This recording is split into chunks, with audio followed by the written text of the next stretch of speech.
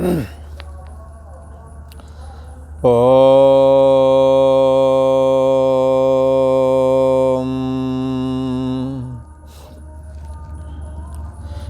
योग वासिष्ठ के उत्पत्ति प्रकरण में श्री वशिष्ठ जी महाराज बोले, हे राम जी, यह चित्त रूपी महाव्याधि है। ये जो चित्त है, मन कहो, चित्त कहो, अहम कहो, ये एक महाव्याधि है। ऐसी व्याधि जो जन्म जन्मांतरों से लगी चली आ रही है। क्या है इसमें? अहमता और ममता, ये मैं हूँ, ये मेरा है। संसार के प्रति, संसार के जो पद पदार्थ जो हैं उनके प्रति आसक्ति का होना, वासना का होना, ये एक रोग है। ये चित्त का बनाया हुआ रोग है। शरीर का रोग औषधि से शांत हो जाता है, परंतु मन के अंदर जो काम, क्रोध, लोभ, मोह आदि का रोग है, ये तो मानस है, ये महारोग है। चित्त रूपी महाव्याधि है राम जी। उसकी निवृत्ति के अर्थ में तुमको एक श्रेष्ठ औषधि बतलाता हूँ। वह तुम सुनो कि जिसमें यत्न भी अपना हो,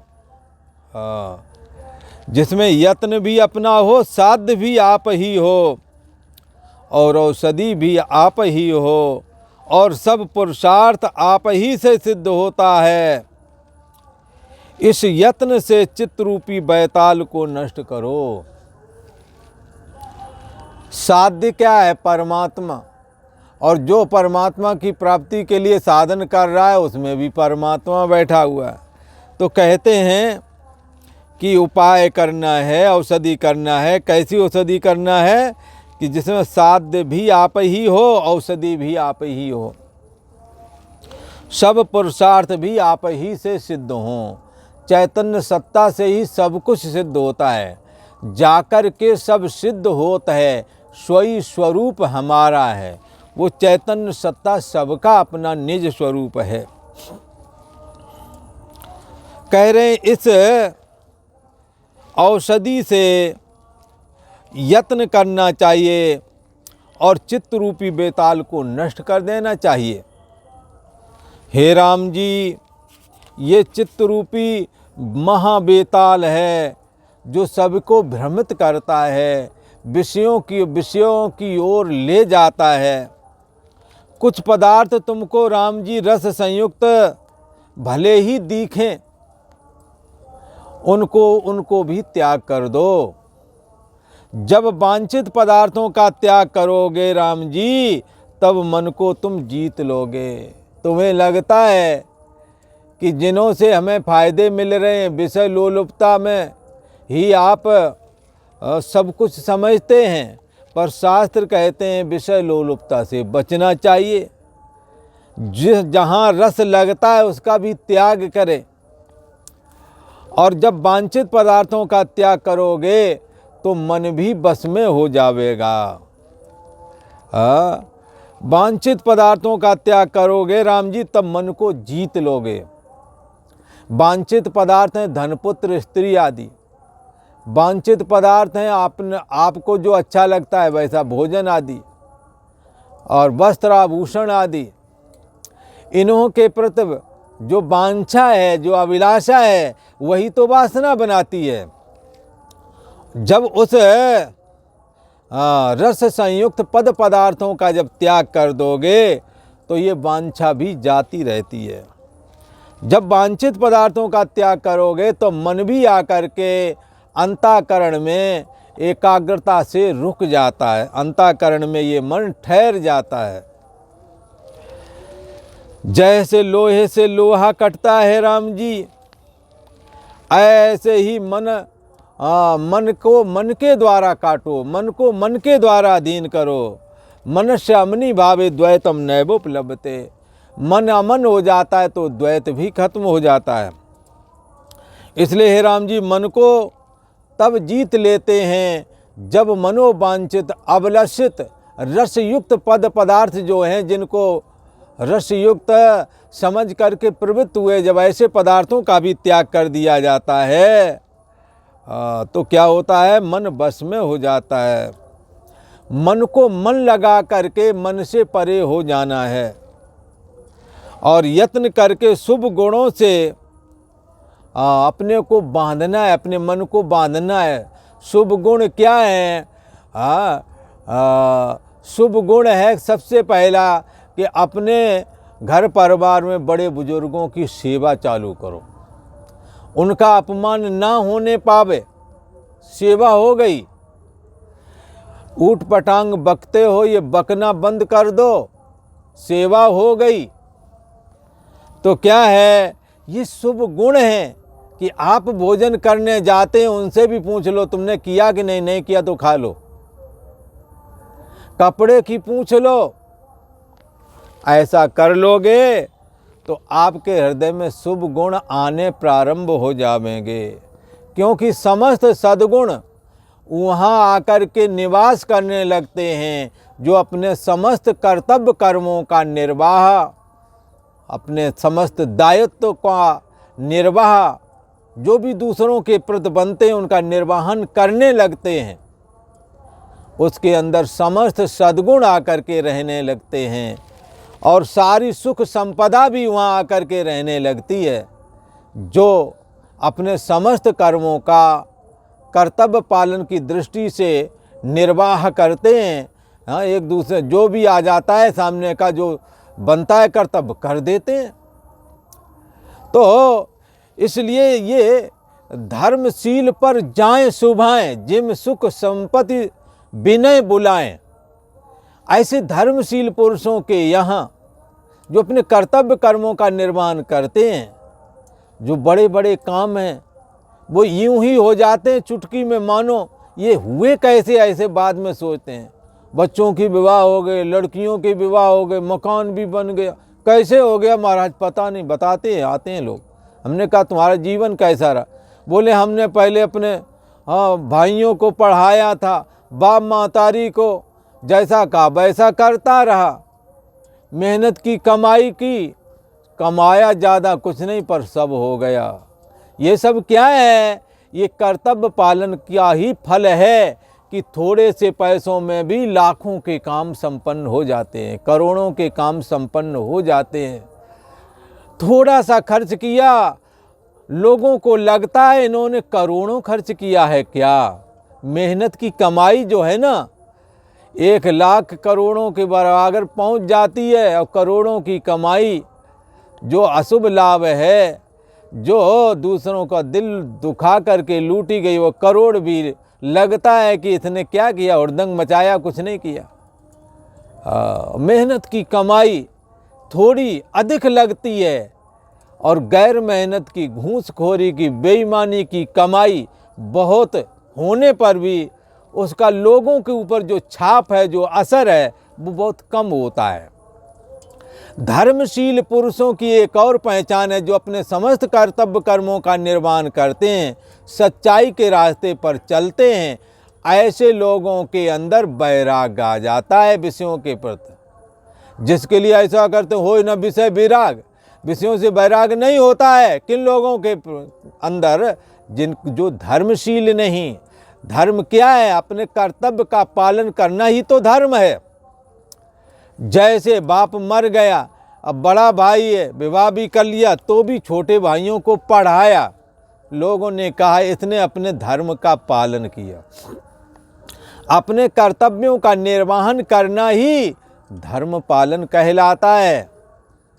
अपने बुजुर्गों की सेवा की, इसने अपना धर्म पालन किया है, हमारा धर्म बनता है। लोग ऐसे बोलते हैं। तो कोई धर्म को बहुत बड़ा वो नहीं समझना कि तिलक लगा लें, कपड़े पहन लें और ये सब करने लगा गण, तब धार्मिक। धार्मिक का मतलब आप अपने जो घर से ही कर्तव्य पालन जो चालू करता है वो बाहर तक चला जाता, फिर वो बड़े स्तर पर बाहर करने लगता है।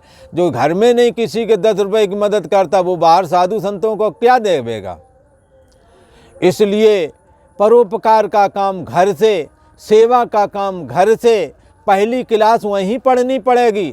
जो वहाँ नहीं पढ़ेगा, जन्मांतर लेके जब फिर पढ़ना पड़ेगा। नहीं, जब तक नहीं पढ़ोगे तब तक कभी भी अध्यात्म जगत में आप आगे नहीं बढ़ सकते। इसलिए आप अपने पड़ोसियों के साथ सत्कार का व्यवहार करें, नाते रिश्तेदारों के प्रति सत्कार का व्यवहार करें।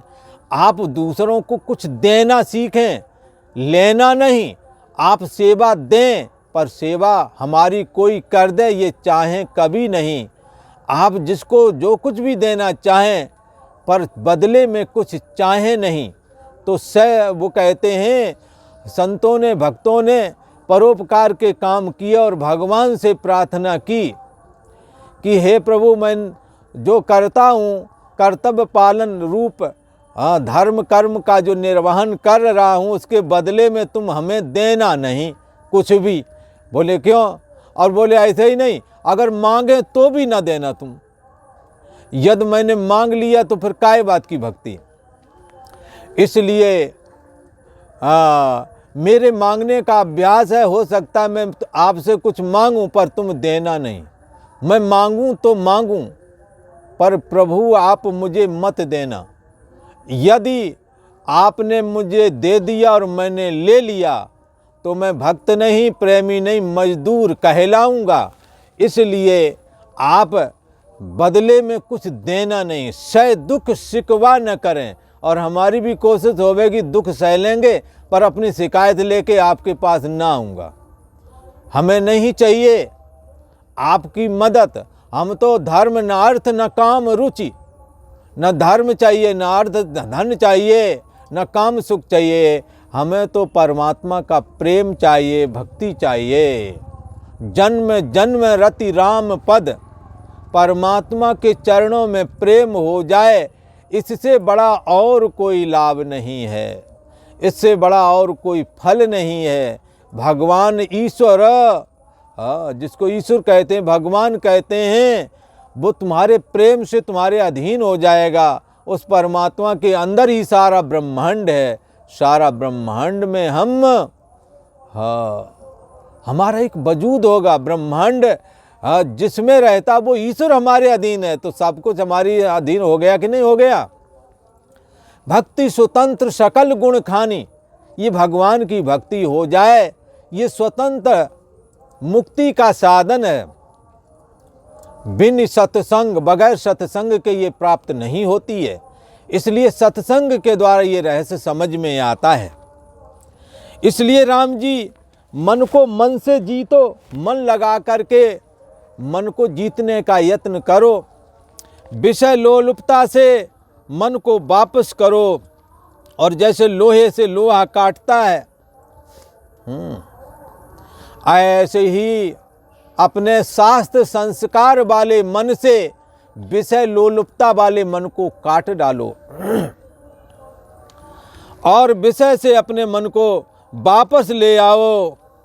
सत्संग आदि करो, सतशास्त्र का श्रवण करो, भगवत भक्ति करो, मंत्र जाप करो, सेवा करो। इससे शुभ गुण आवेंगे और शुभ गुणों में चित्त में जो ये बेताल बैठा है, क्या बेताल में, इसमें क्या है, दुर्गुण रूप बेताल, संसार की सत्यता वाला बेताल, विषय भोगों की लोलुपता वाला बेताल, अहम अस्मि देह में जीने की वासना वाला बेताल जो हृदय में बैठा है, चित्त में वो निकल के बाहर आ जाएगा। हे राम जी, देह आदि का वस्तु हैं, ये वस्तु नहीं, वस्तु से कहते हैं जो तीनों कालों में रहे।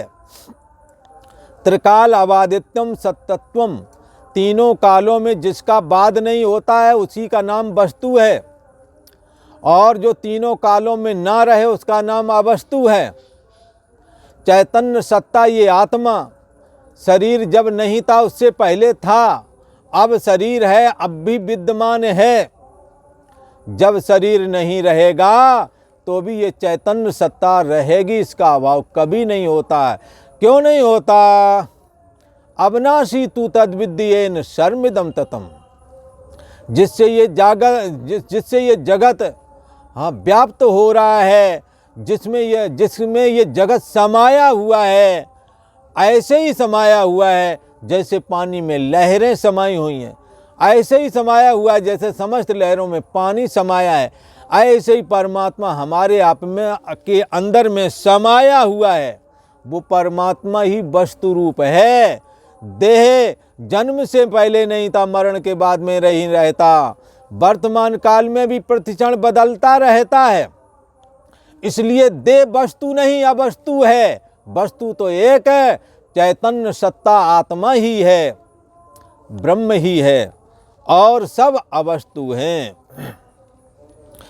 कहते हैं कि देह आदिक जो अवस्तु हैं उनमें अवस्तु की ही भावना करो। आत्मा देह को आत्मा नहीं मानना है। देह को मैं मानना सबसे बड़ा ये पाप है, क्योंकि जब हम देह बनते तभी इससे सारे पाप चालू होते हैं। इसलिए देह को मैं मानना सबसे बड़ा ये पाप है। सब पाप इसके पुत्र हैं, सब पाप का ये बाप है। इसी के द्वारा सब कुछ होता है। और ये अवस्तु रूप है, ये अपने आप में कोई वस्तु नहीं है। वस्तु तो आत्मा है, चैतन्य आत्म सत्ता ही वस्तु है, बाकी सब अवस्तु है। इसलिए हमने क्या करना है, वस्तु रूप आत्मा में मैं हूं की भावना जगाना है, और अवस्तु रूप जो देह आदिक हैं इससे मैं बुद्धि को हटा देना है, अलग कर लेना है। देह से अपने को असंग हो जाना है। देह को उठा के फेंक नहीं सकते और देह को नष्ट भी नहीं कर सकते। देह ईश्वर का बनाया हुआ है, इसलिए समय पे आया है, समय पर चला जाएगा। पर देह के रहते, देह के मौजूद रहते, देह मैं नहीं हूं ये जानना देह धारण का प्रयोजन है। इसलिए वस्तु आत्म तत्व में जो देह की भावना है इसका त्याग कर दो। देह तुम नहीं हो। देह को जो जानने हारा, देह के अंदर मन बुद्धि आदि को जो जानने हारा है, स्वयं अस्मि वो मैं हूं, ऐसी भाव रखना है। आत्म तत्व में राम जी भावना करो। हे राम जी, जैसे चित्त में पदार्थों की चिंतना होती है, तैसे ही आत्म पद पाने की चिंतना से सत्कर्म की शुद्धता लेकर चित्त को यत्न करके चैतन्य संबित की ओर लगाओ। कैसे लगाना है तो बताया। चित्त में पदार्थों की चिंतना होती है, वो निकालो बाहर, और आत्मा का सजातीय वृत्तियों की चिंतना करना है। इसी को मनन कहते हैं, निदिध्यासन कहते हैं। आत्मपद की चिंतना करना है और देह की चिंतना को हटा देना है। पद पदार्थों के चिंतन को अंदर से निकाल देना है और सर्वाधिष्ठान ब्रह्म मैं हूँ आत्माकार सजाती वृत्तियों का प्रवाहीकरण करना है। इससे क्या होगा, ऐसा करने से चित्त शुद्ध हो जाएगा और शुद्ध चित्त में चैतन्य संयत प्रतिफलित हो जाती है। मन को बारंबार चैतन्य आत्मा की ओर, मैं चैतन्यात्मक रूप रहित है और जानना पना मात्र करके जो शुद्ध संबित है, जो सत्ता मात्र है, स्वयं अस्मि वो मैं हूँ, ऐसा करके मन को बारंबार लगाना है और साक्षी भाव की साधना करनी है। मैं हूँ और जान रहा हूँ। अपने होश को खोने नहीं देना, अपने होश को बनाए रखना है। इसलिए ध्यान करना है। ध्यान में खोने के लिए ध्यान नहीं करना, ध्यान में अपना ध्यान रखने के लिए ध्यान करना है। मैं हूँ ऐसा ख्याल खोने ना पाए, तो एक दिन चैतन्य सत्ता आत्मा में मन जो आकर के स्थित हो जाएगा और सर्वाधिष्ठान ब्रह्म में हूँ ऐसा दुर्लभ ब्रह्मबोध हो जाएगा। और आज इतना ही। ओम।